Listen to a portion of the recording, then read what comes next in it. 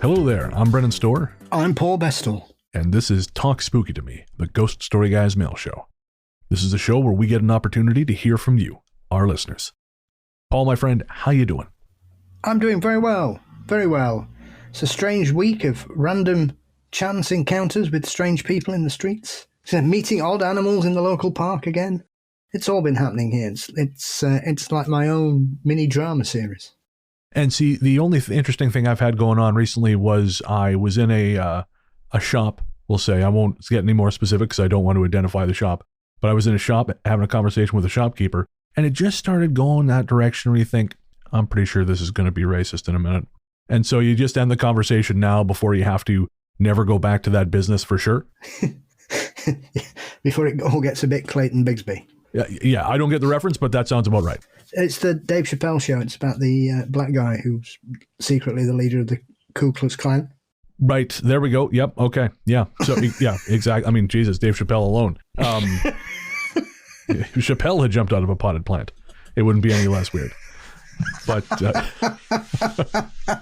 yeah, it was, again, nice guy. And maybe the conversation that wouldn't have happened, but I was just standing there and we're talking, this just kind of doing the rounds of complaining about various things as you do when you get to be my age. And then it just starts taking this slight detour and you hit the eject button before you never can go back to that shop. Because you can't, right? Once you know for sure, okay, this guy's garbage, I don't want to spend my money at a shop, Like there, when I was working at the, of course, I was in the cannabis business, sort of in the gray market when it was, there were dispensaries, but it wasn't entirely legal yet. It was just kind of known. And this one local business owner, whose business I used to frequent, he had a stationery store that I quite liked. I quite like buying independent stationery, not Hallmark, none of that shit.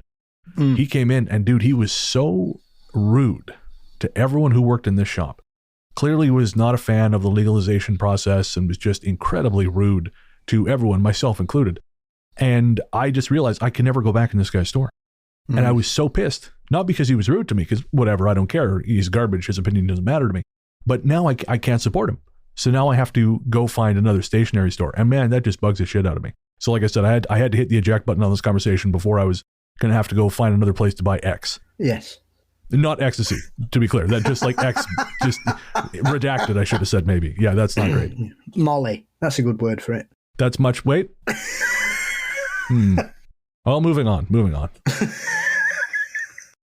All right, so as we said, of course, this show is all about answering messages from our listeners, and we have some great stuff. So let's dive into that mailbag. Our courteous and efficient staff is on call 24 hours a day to serve all your supernatural elimination needs. We're ready to believe you.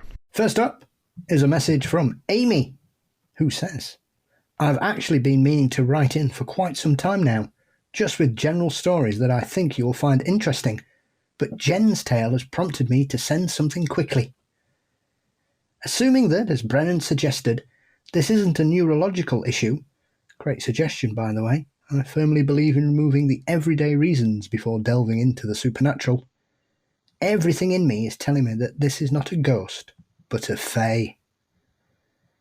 I suspect that the land Jen's house is has something fae-like that is attached to it. The type of place that something else already has a connection to.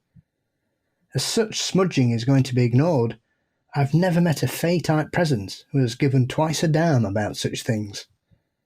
If their kid has gifts, it's probably a little bit fascinated by him.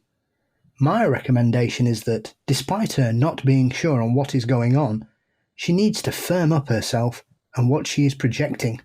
Respectfully tell the fae, elemental, whatever it is, that while she completely respects its connection to where she resides, it needs to turn in, please, to respect her grounds.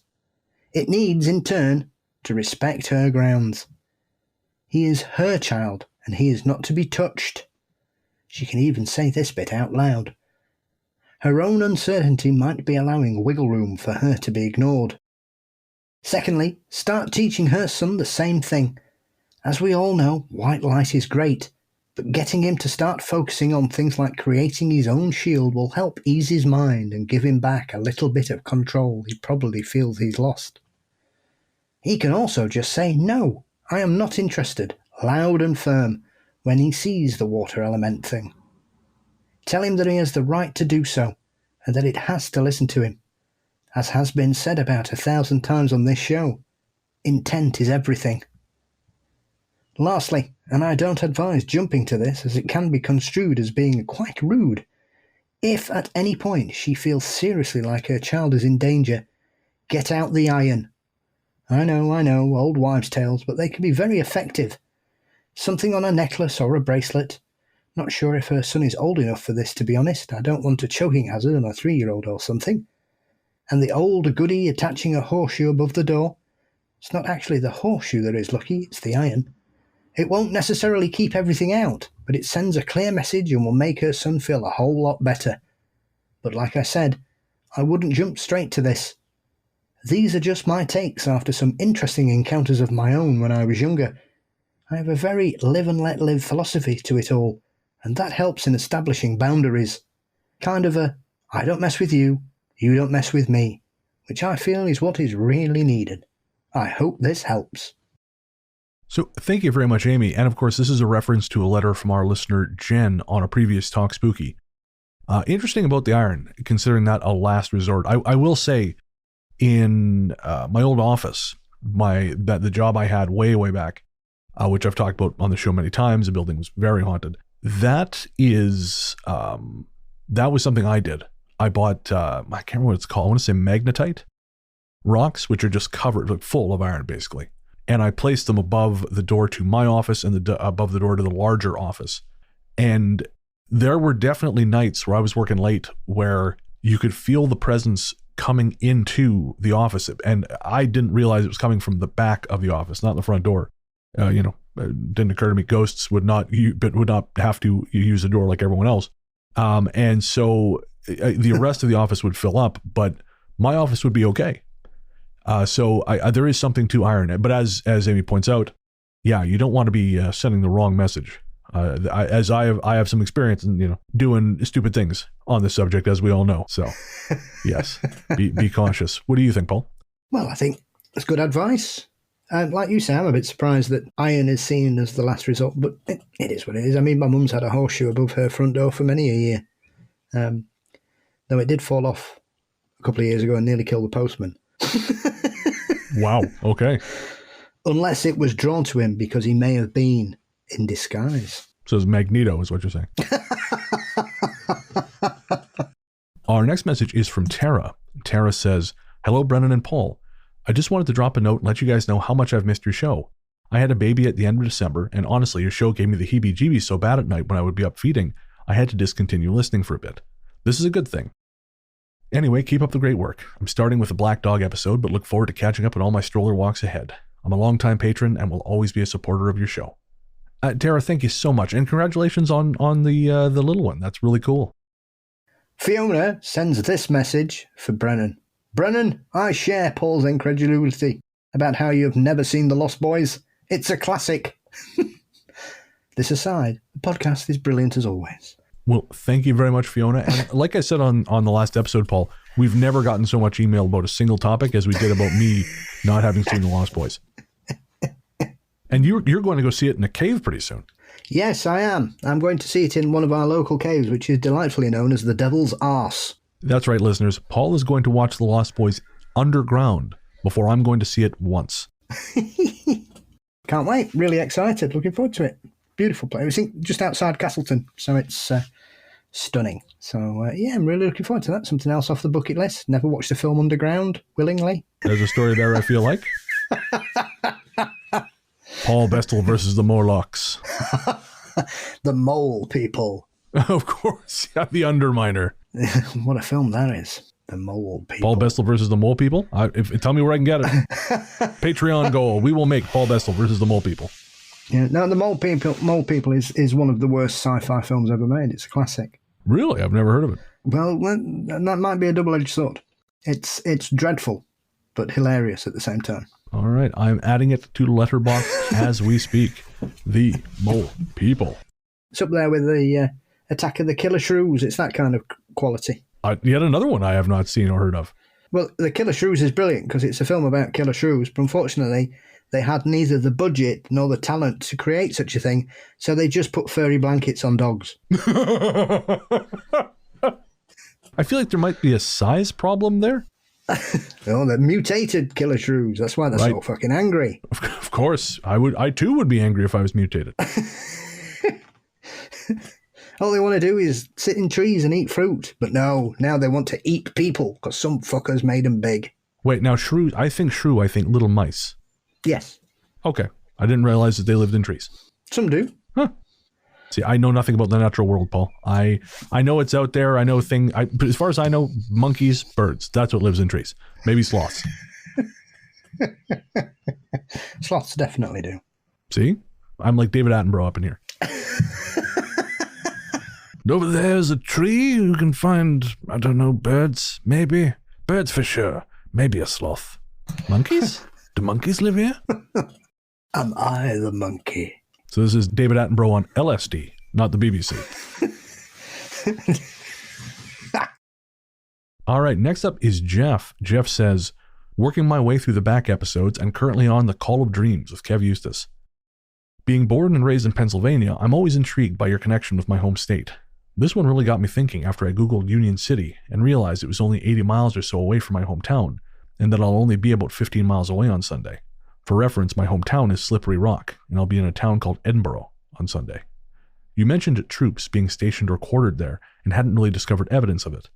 Well, George Washington traveled all around this area in the mid-1700s, and according to data from this map, which he has linked, he may well have traveled very near or even through Union City.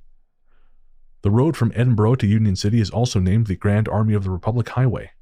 You may have already discovered this or found a different location, but I still have episodes to catch up on. Anyway, enjoy the show and wish you and Paul the best. And Jeff, thank you very much. That's, again, as with my weird Pennsylvania connection, I'm always trying to figure that out.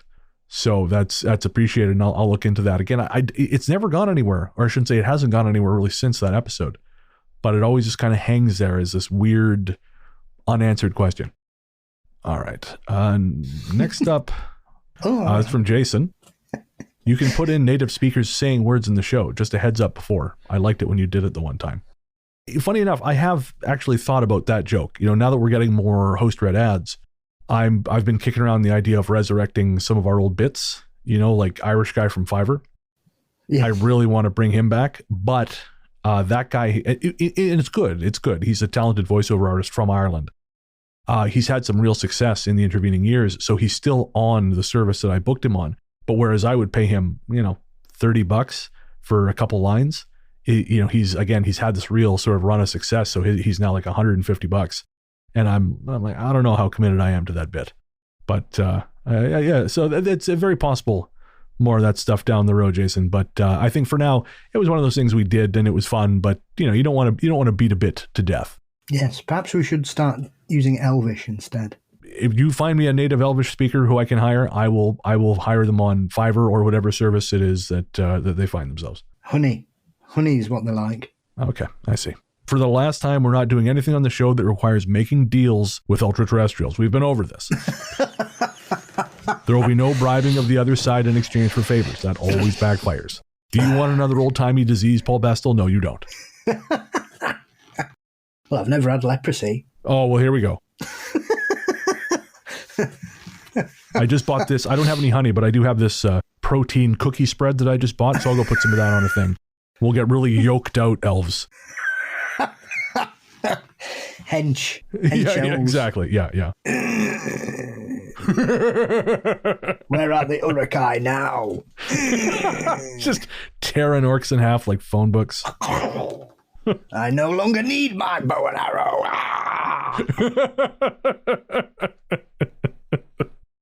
Next is from Anonymous. Hi guys, I promise that I do have some fun paranormal stories, mostly surrounding my now adult kid, but I'm still playing catch up. I've just started episode 147, but wanted to address an episode a few back. I've emailed before that I do data entry, so it's not uncommon for me to listen to 4 or more episodes a day. Brennan retold a story a couple of episodes, to me it was anyway, back about overhearing a horrible argument by neighbours who were much further away than makes sense for how clear the sound carried. I experience this quite often when I use an edible to sleep. Being a middle-aged woman with a less than stimulating job, insomnia is a regular struggle. But I won't pretend otherwise. I do enjoy the effects other than a well-rested night. If I can, I will take a THC, CBD, CBN combo long before I actually need to sleep because classic rock hits different. However, some nights I like to just become a human burrito in my favourite quilt and just be. On these nights, I am always in awe of how much outside noise I can pick up. But not just hear, but really hear. I can hear the rumble of a distant train far sooner than when it usually enters my consciousness. I can pick up the TV from a neighbour several houses down. It's almost like my brain is relaxed enough to be deeply, deeply in the moment. Brennan, I don't know if you were relaxing that night to pick up on a thin spot, or if that spot was super thin, but I've experienced this phenomenon. Fortunately for me, I haven't heard any arguments, so for me it's still very cool. So Anonymous, thanks for writing in. No, I was not relaxing, so say, at the time. I don't actually, though I joke about it a lot in the show, I don't get high very often. Mostly because I like doing stuff, and I find I'm so sensitive to THC that if I have even a little bit, I feel it very strongly. It's really annoying, if I'm honest. I was actually just telling Paul before we came on air that I went to go see a movie the other night, and it was my first movie back in Victoria, and on the way there I thought, I'm going to go get an edible, some CBD stuff, just so I can relax, if I want to while I'm here. And also buying that stuff is much more pleasant in BC than it is in Quebec. And so I did, and I picked up a CBD edible, which is, again, CBD dominant. We're not going to get into this, not that show, but I ate this thing, had a cup of coffee, and went to go see the movie, sat down for the previews, and woke up an hour later with Joel Edgerton and Sigourney Weaver talking on screen about who knows what. And that was the end of the movie for me. I got up and took a cab home because I couldn't do much else. So no, I don't. It's again not as common as it might seem from the way I talk about it. But and no, that night was definitely not the case. Interesting that you've had that experience though. So I wonder if it just allows us to relax and really perceive what's going on around us. Well, I think it settles the mind and allows you to focus on what matters. I think. Yeah, that makes a lot of sense. So thank you very much, and I love that they let you listen to stuff because I remember I once interviewed for a data entry job, and they told me, this was pre-podcast, but still, you had MP3 players and such, and they said, well, you have to earn that. You can't listen to music for the first couple months you work here. You just sit here and you put in data. And I thought, fuck that noise. That is absolutely not going to happen. And shockingly, I don't think they're in business anymore. Next up is Darren. Darren says, morning, Paul, or evening, Brennan. Noticed on Apple Podcast, yourself and Ian are still advertised as hosts. Probably either glitch or copyright. Yourself and Paul have sent Ghost Story Guys to another level.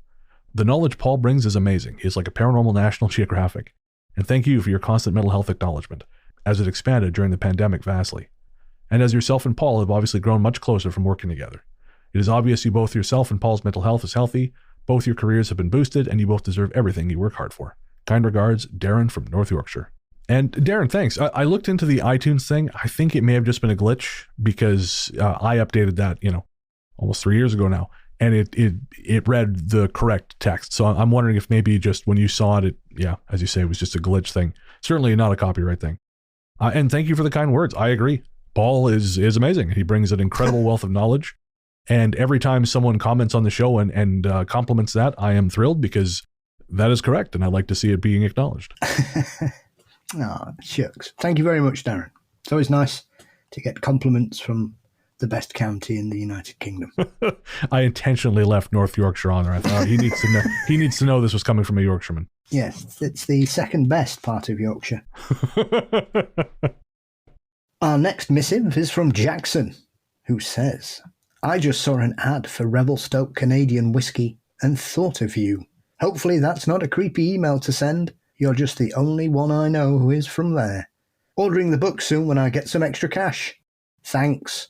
Thank you, Jackson. I love when people write in with that because it always takes me back to my drinking days, Paul. My party days in Revelstoke, because Revelstoke, as I've mentioned before, Revelstoke whiskey is not actually made in Revelstoke.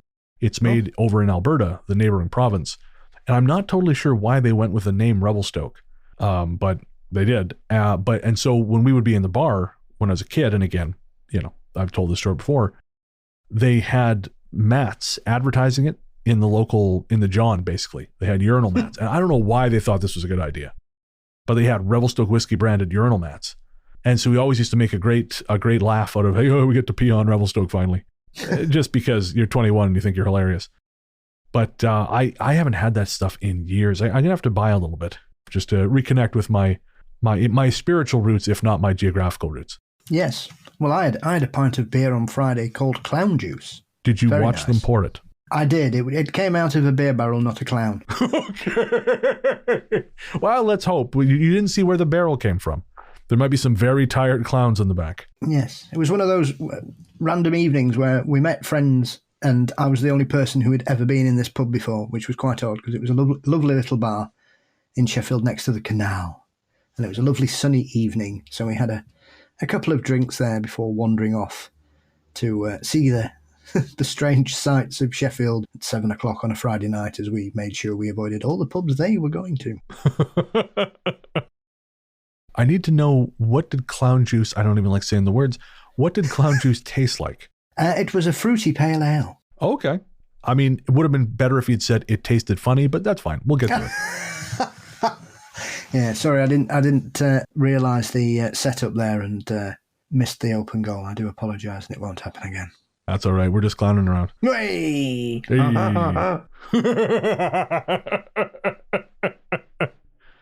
Clown juice. Okay, man. Because we've got a couple really good microbreweries here. One of the things that Victoria has to its credit, and so I've been having, different beers since I've been back, but not one of them is as memorable as, I don't even like saying it, clown juice. It's all kinds of crazy named beers here. I mean, we had one called Dr. Funk that I cannot describe to you how bad it was. Like, that's what I imagine clown juice tastes like. Tastes like Dr. Funk. It was bad. I wouldn't use this stuff to hose down driveways.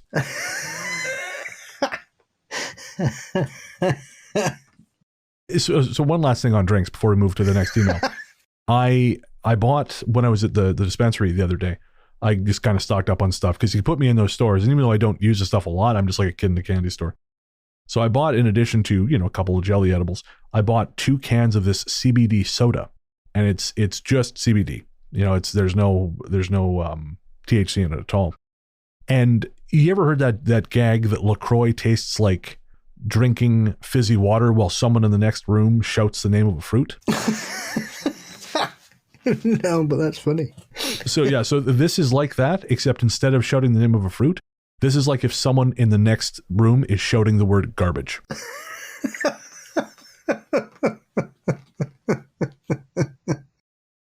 Next up is from C, and C says, "Hi guys, I absolutely love the podcast. I've been re-listening to the recent episode with Kevin and really enjoying it.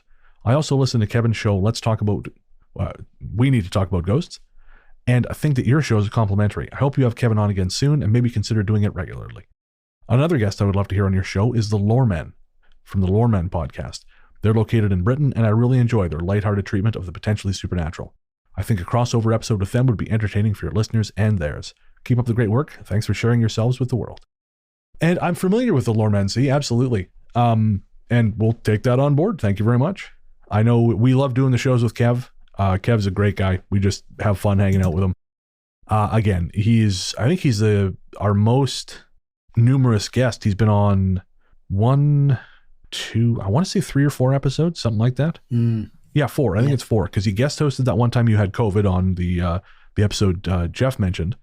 Yeah. And then I think he's been guest host 3 other times, or guest storyteller 3 other times. So yeah, definitely our most returning guest.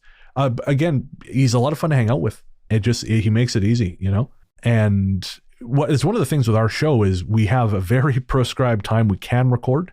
The handful of times we had people say, "Oh, hey, maybe we'll do a crossover thing," and I'll say, "Okay, well, we record Thursdays at noon Pacific time. That's it. That's the window." And people are kind of like, "Oh, well, that doesn't really." Well, I'm sorry that is just kind of one of those things. Like, we actually had an author who was going to come on, really cool guy, but we couldn't make it work. And to say Kev is always able to make that work, and he's a ton of fun to hang around. But we'll definitely take the Lorman under advisement. Absolutely. There's a few folks I kind of want to get on as guest storytellers. But again, it's that thing of making sure that we can make the timing work. But also, as you and I were saying, I think it was an off-air conversation on the last episode, Paul. You really got to watch it when you have multiple hosts, because you don't want to end up in a situation where everyone's talking at once. Yeah, it's too much noise. Yeah, it's you have to be like, we record everything, and this is backroom podcast shit. I don't know that anyone cares, but hey, you can skip 15 seconds ahead.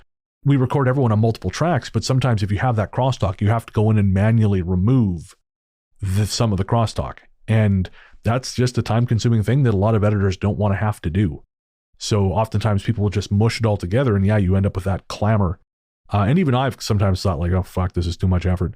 But again, no, hey, I'm honest, But yeah, so no, definitely we're talking about having more guest storytellers on. It's always fun, and we shall see who that turns out to be. But that's one advantage of Talk Spooky, is that we can have folks on, and it doesn't necessarily have to be, because for a story show, we like to say we need you for 2 hours. Kind of minimum, we need you for 2 hours. And with Talk Spooky, we can kind of have someone on for half an hour, and it's a hell of a lot easier for someone to make that work in their schedule. And so that's kind of the unique opportunity that this show presents. And so consequently, there are a few other folks we're looking at talking to have on this show at the very least. Yes. Our next guest will be John Anderson. Just staring me down. That's only going to make sense to people who've got the bonus content from episode 163. Sign up at patreon.com/ghoststoryguys. Free yourself. Anyway, moving on. Next up, Lauren says, I just subscribed to you on Apple Podcasts, and I am so excited to hear the bonus stuff. I have been listening to the show regularly for about 5 years. I absolutely love and appreciate all you do. This is my favourite podcast by far. I used to drive long distances for work, and I would binge the show to catch up. You've got me through some incredibly dark times and dark thoughts in my life.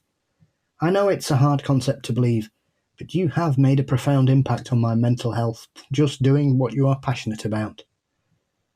I love how well you two mesh together. Your banter is absolutely hilarious. I am also 40 and cackled out loud when you mentioned wearing the No Fear shirts in high school in the last episode. Paul is so witty, thank you, and just matches up with Brennan perfectly. You two have been a saving grace for me more times than you know. I just wanted you to know how much good you do for people, and you will probably never know how much you actually impact people. People can relate to you because you are so honest and kooky. It's so much fun and a joy to listen to the two of you. Thank you so much for all you do, and please never stop putting out great shenanigans and stories. Keep up the great work. Oh, thank you, Lauren. That's very kind. It's lovely. And I distinctly remember No Fear t-shirts or No Surrender if you couldn't afford No Fear, because I think No Fear were a little bit more. No Surrender were the cheaper version. Was this a thing in the UK, Paul? No, because you guys all had school uniforms.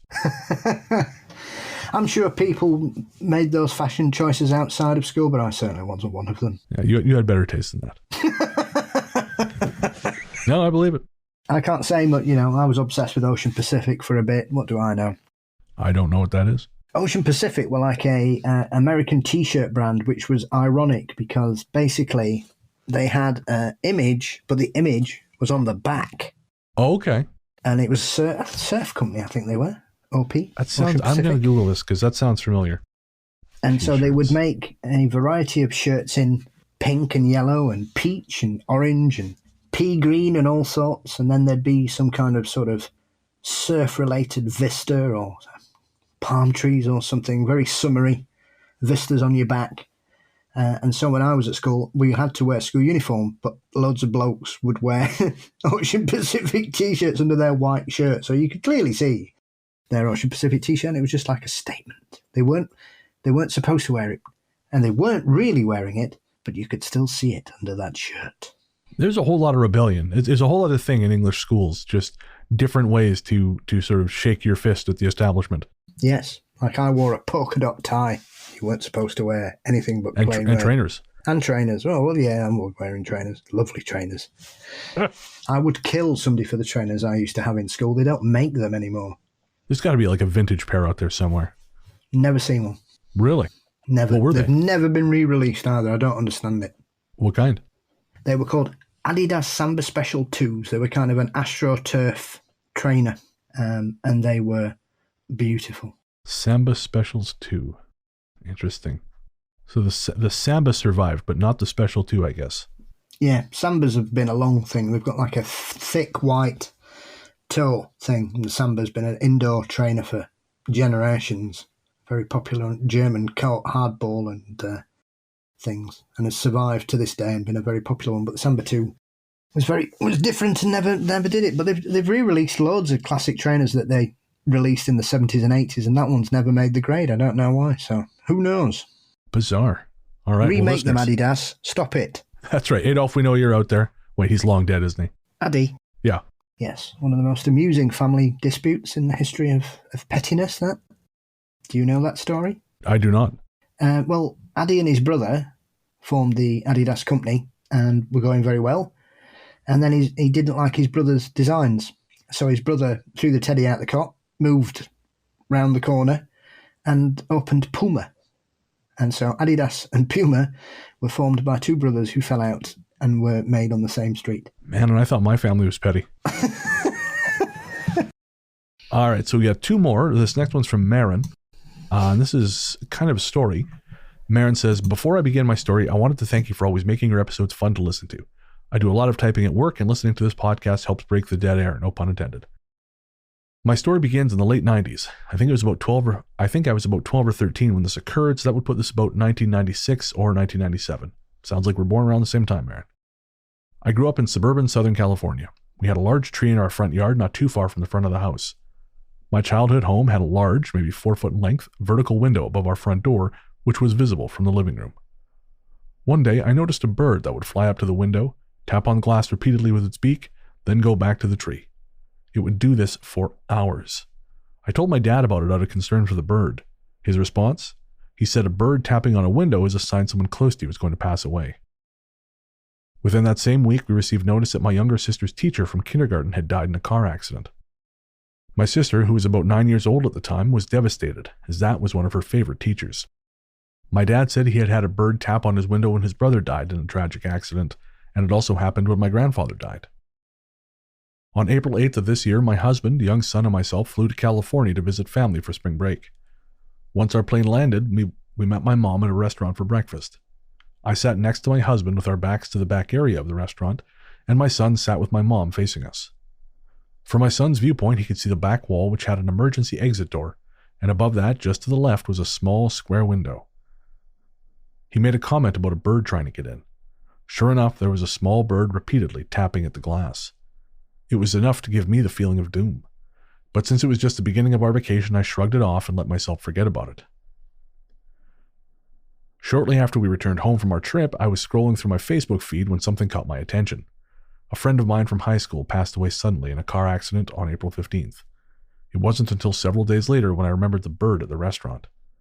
I can't recall if this has happened with every death in the family, but it sure is bizarre. I was wondering if you've heard anything similar to this before. Thank you so much for your time and getting mental health awareness out there. And Paul, I have a story for this, but before I get going, is there anything you wanted to add? Yes, it's quite an old superstition in Scotland, especially that. Oh, really? Bird tapping on a window signals the loss of someone close in the near future.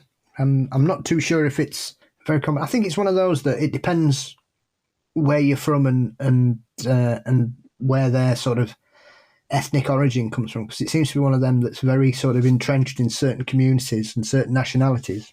So it's I wouldn't say it's widespread in Scotland, but as far as my awareness of that particular superstition, it tends to be centralised more in the UK and Scotland rather than anywhere else. But I may be wrong. I may not have come across it anywhere else, but that's my understanding of it here. Interesting. So my experience with this is very old. It's not really my story, but a very long time ago, someone I dated had a brother who had committed suicide. He was prescribed a particular antidepressant. It was one of the legacy antidepressants that they've since sort of realized are not great for kids of a certain age because they tend to produce that kind of ideation. And it was just not known at the time that this was a side effect And so he did what he did. And they lived in a very rural place. So he did what he did in the woods. And now, again, I heard this story 20 some years ago, so I'm probably trimming down the details, but the basic thrust of it is that the family knew something was wrong because there was this flock of birds behaving very strangely in their yard, if I remember correctly. And they couldn't understand what was going on, but these birds were just, again, it's a long time ago, but there was something with these birds. They were something not right or something unusual about their behavior. And they couldn't figure out what was going on. And they later discovered this was about the same time that this young fellow threw himself off the water tower. So that's my only real experience with something like that. But at the very least, there is a connection. You know, it's not unheard of. Yeah, I know robins are thought to represent people you've lost coming to visit as well, aren't they? Yeah. I feel like we had a story about that on the show. Yeah, we've had somebody write in about that. We've talked about that before. If I remember right, the bird kind of hopped in the door and hopped around the kitchen, and they had these giant dogs who were not particularly given to being gentle with birds, and they didn't attack. Yeah, I feel like that was probably a year or two ago now. Yeah.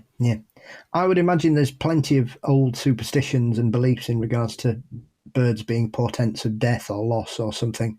I think they're part of that folklore that seems to have been left behind or just sort of pushed to the sides. But I'm sure if you look hard enough, there'll be loads of things connected to this. So it might be worth digging into it. All right. So we're going to take a quick break and we'll be right back. It's time to celebrate the guy with the cell phone holder. This Father's Day, give Dad something he'll love more than his transitional lenses. Give him drinks. And get them all from Drizzly, the go-to app for alcohol delivery. With Drizzly, you can shop local stores and compare prices on beer, wine, spirits, then get them delivered in time to celebrate Daddy-O. Download the Drizzly app or go to drizzly.com. That's DRIZLY.com. Ding dong, it's Drizzly. Must be 21 plus, not available in all locations. If someone you love is struggling with their mental health, you don't have to struggle alone. Call or text 988 to get resources and support from trained crisis counselors who can help you help them. 988 Suicide and Crisis Lifeline. Hope has a new number. Let go of your reality and step into a realm beyond your wildest dreams. A place where the veil between the living and the dead is paper thin. Welcome to Supernatural Circumstances. I'm Mike Brown. And I'm Morgan Knutson. Join us and the world's leading experts as we deep dive into stories about poltergeists, cryptids, and other tales of the unexplained. Search for and follow Supernatural Circumstances on Apple Podcasts, Spotify, or wherever you find your favorite podcasts. Our final entry is from Ruth. And Ruth says, "My brother-in-law always wears clip-on ties." Like D.B. Cooper. "I feel for you, Brennan. By 10th grade, my nickname was the face that made 1,000 men puke." Jesus Christ, Ruth. That's awful. "I swore they were trying to make me kill myself, which is why I've never gone back." Anyway, why everyone thought Chitty Chitty Bang Bang would be a hit. See what I've started here with Chitty Chitty Bang Bang, Brennan. Let's talk more about this and less about Lost Boys. The script was written from a children's book, authored by Ian Fleming, of course, from the wildly successful James Bond novels. Don't bother reading it, it's an awful book, advises Ruth. It was directed by Cubby Broccoli, a name I never thought was real, who had made a huge amount of money directing the James Bond movies. And the songs were written by the Sherman Brothers, who had just won an Oscar for Disney's Mary Poppins.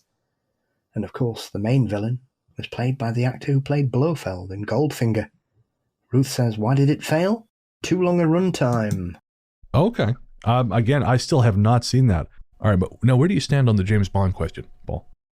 I tried to watch my way through them when they came on a local streaming service. You know, I tried to watch from Dr. No up and, oh God, no. Just no. I really like Live and Let Die, but I think that's more to do with the subject matter than James Bond. I never saw that one. What's the subject matter? It's all to do with tarot and voodoo. Oh, okay. Yeah, I mean, that's at least halfway interesting.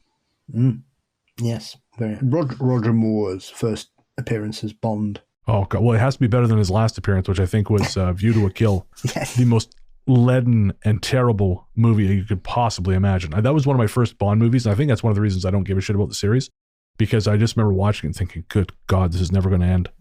Yeah, well... I was a big Christopher Walken fan as a kid, and even he couldn't save that movie for me.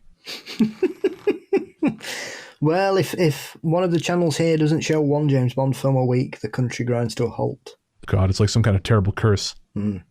I forced myself to watch them all about 10 years ago, up until that point, and it's not an experience I will ever repeat. No, man. I don't get it. I love old movies. You know, Night of the Hunter is one of my favorite movies. Fantastic film. You know, I like Invasion of the Body Snatchers, all that kind of stuff. I love old movies, but I just find Bond movies so goddamn boring. Yeah, there's far better spy films out there. Oh yeah, I don't know. I assume it's because at the time you just didn't have any other options.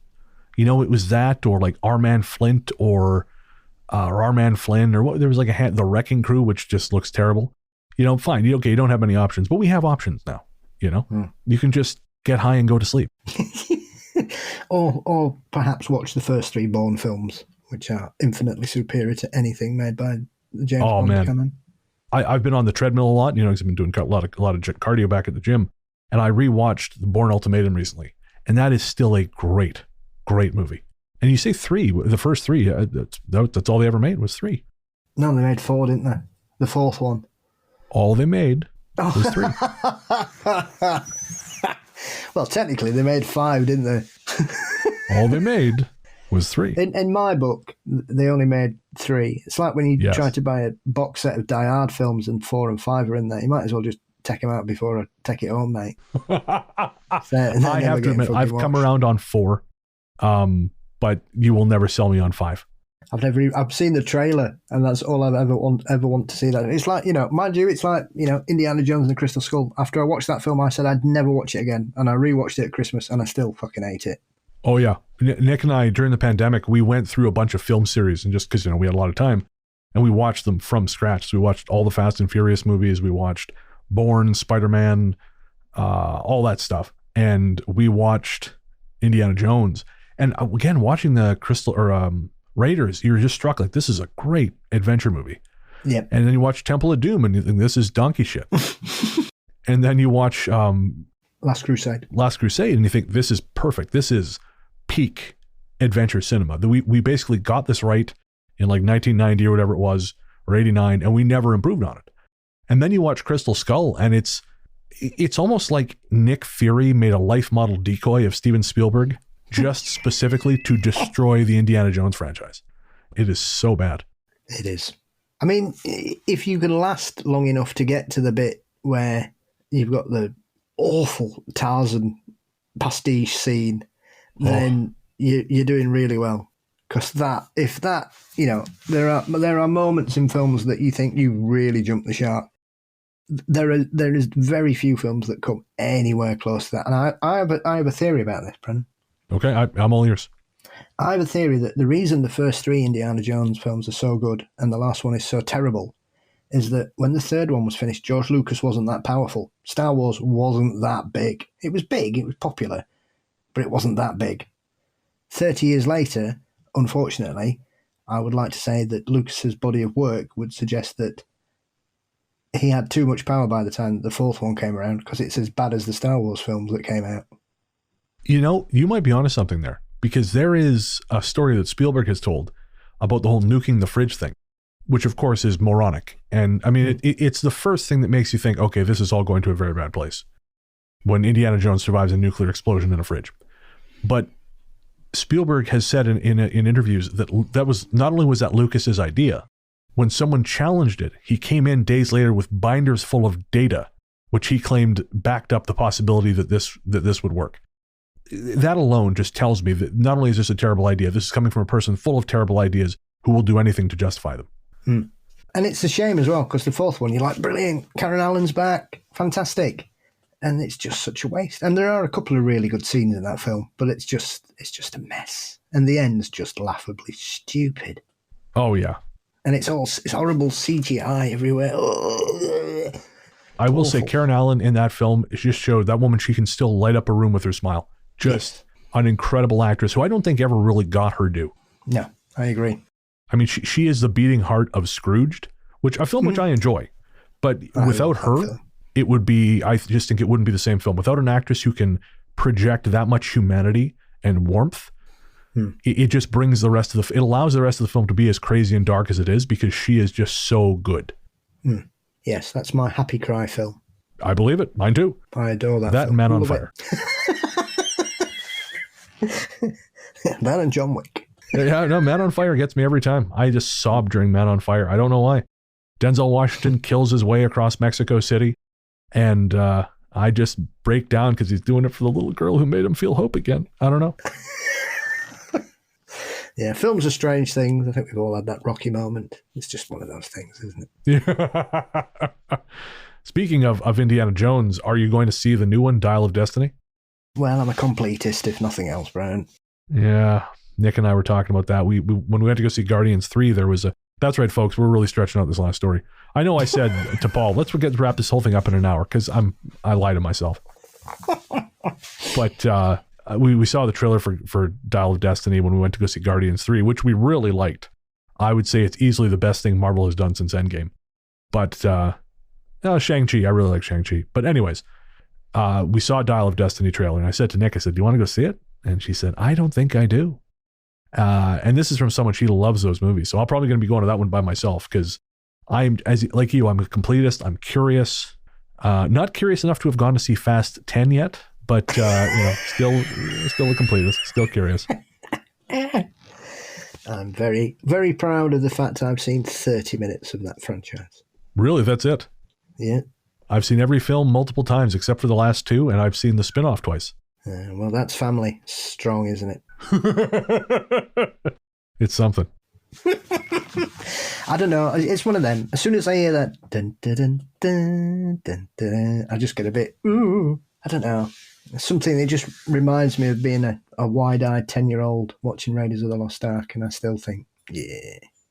You know? Oh, yeah. I mean, there's something about that theme. It's iconic. And I don't know that they're making themes like that. Maybe I'm wrong. But I just feel like the era of that iconic movie theme has kind of passed us. And maybe it was just John Williams. Because, I mean, he did the Superman theme, which is still legendary.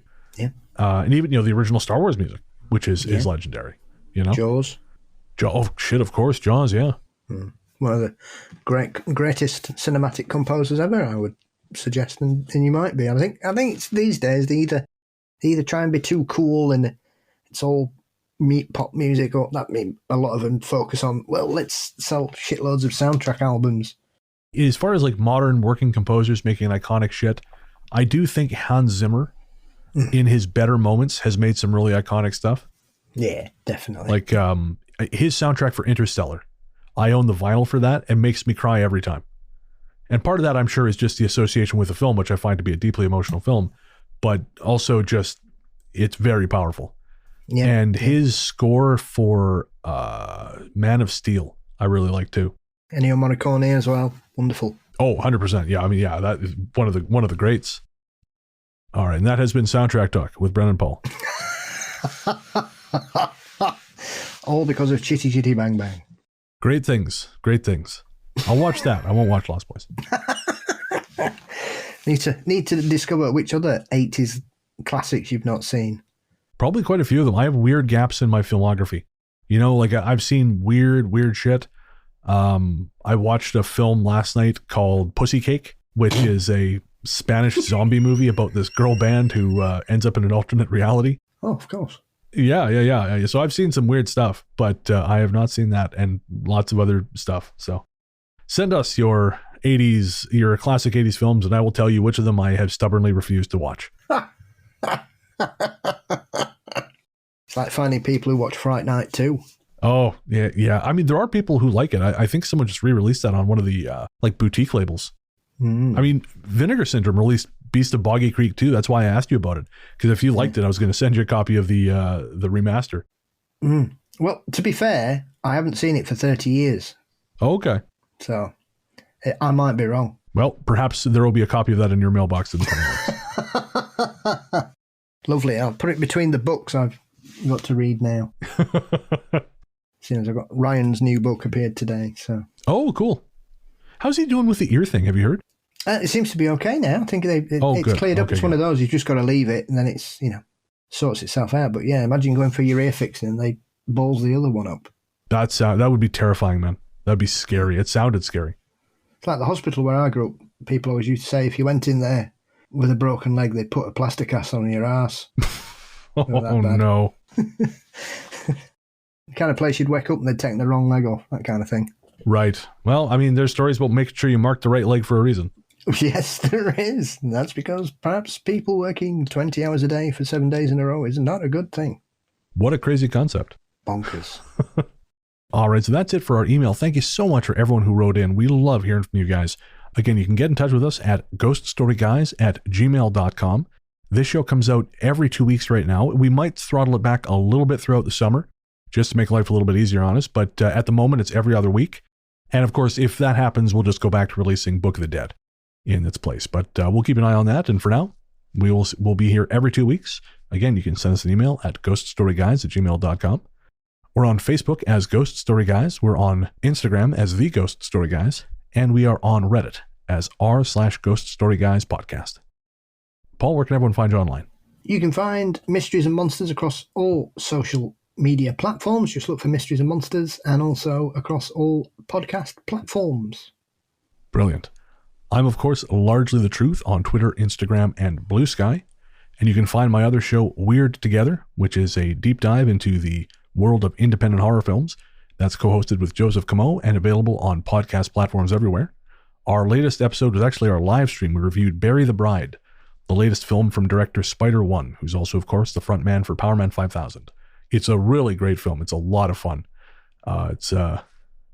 We'll call it's a modern era Western horror set in the desert. I won't spoil it, but it's on Tubi. It's a really great watch. Check it out.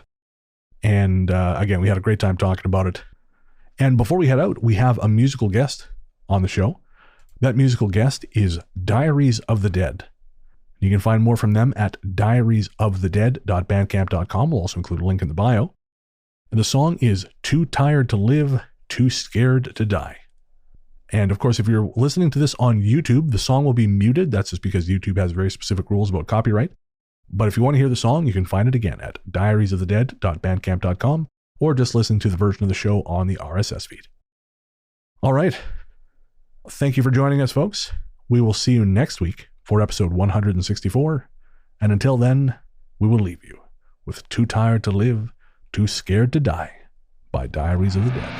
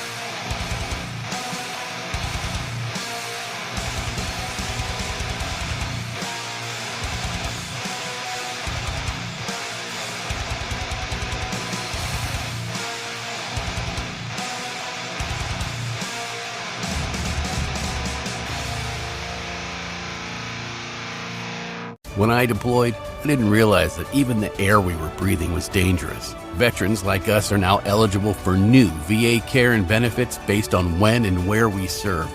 Apply today. Visit va.gov/PACT.